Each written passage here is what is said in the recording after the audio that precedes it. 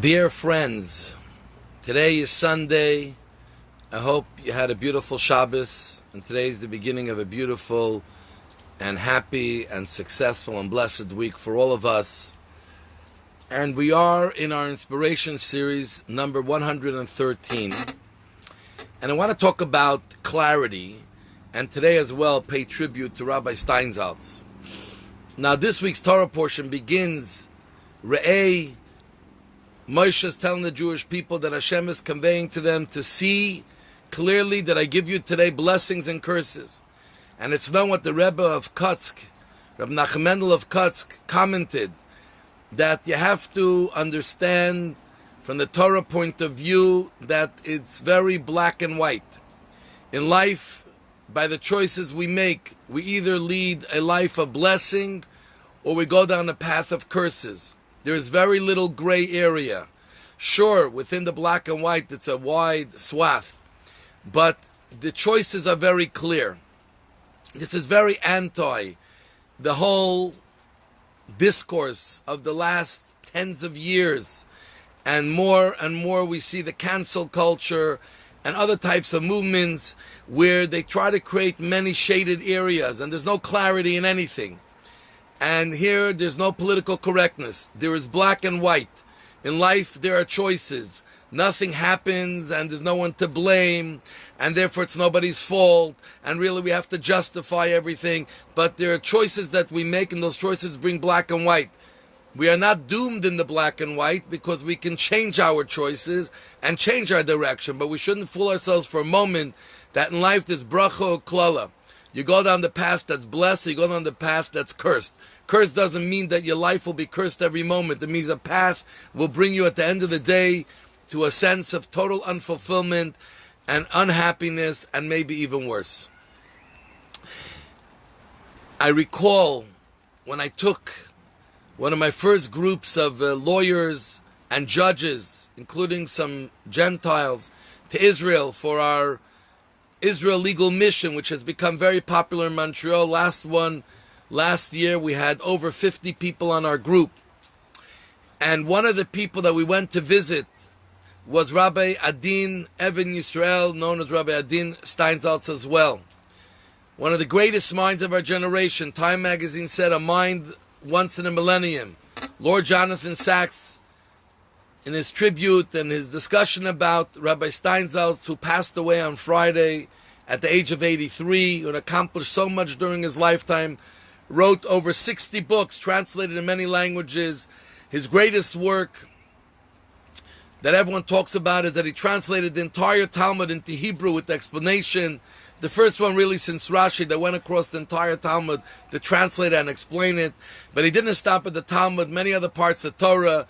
And so much of the Hasidic teachings, which he has in his beautiful books, really expounded upon and made it very easy to understand and relate to and connect to. And I took my group to Rabbi Steinsaltz, who was not politically correct, who didn't dress the part. He came very simply dressed in an old suit and a shirt, an open shirt, but an incredible wise person and humility that's very unmatched of someone of his stature. And we were sitting with a very prestigious judge, a non-Jewish judge, lawyers, very successful in their profession.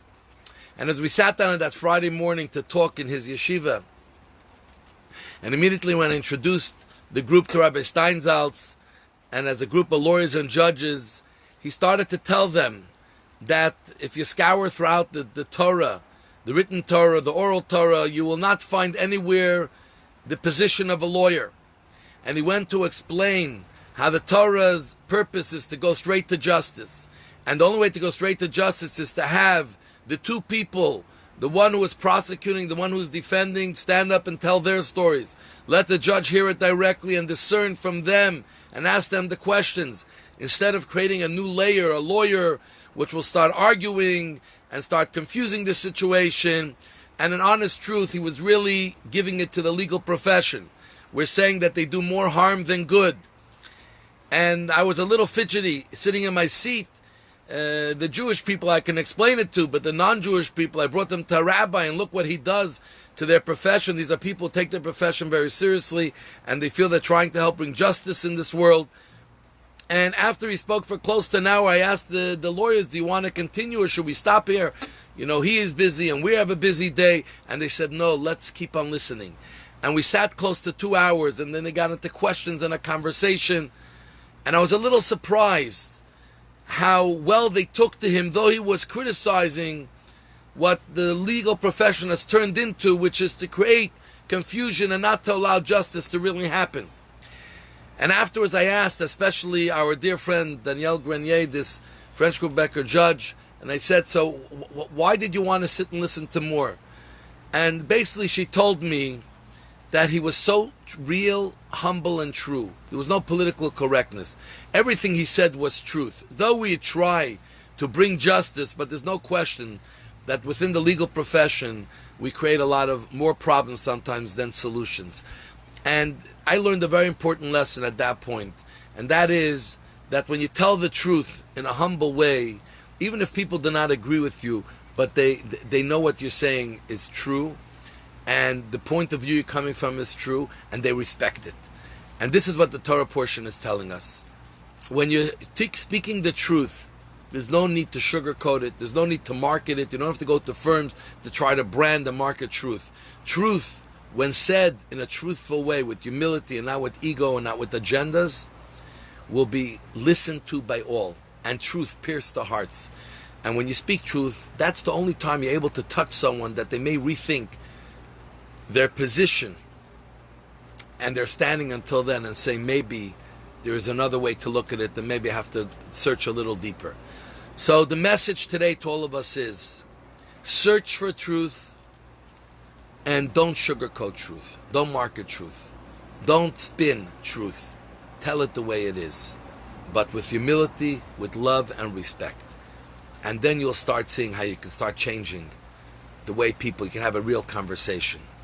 So in a tribute to a man who spoke the truth, when he spoke in front of great crowds, intellectual crowds, he never tried to sugarcoat. He said Torah the way it is. That's why so many people listened to him, and we just wanted to hear more. The truth is open for all of us. The Torah is there for all of us to see. Let's grab onto it, and we'll see how much it will help open up our eyes. Like God said then, when the Jews were entering Israel, Re'eh, just see very clearly the bracha and klala, the black and white of life. And once you have a clarity, the black and white of life, you're able to deal with a lot of the questionable, doubtful situations and issues. So may God bless you all to have an incredible week, and all the best.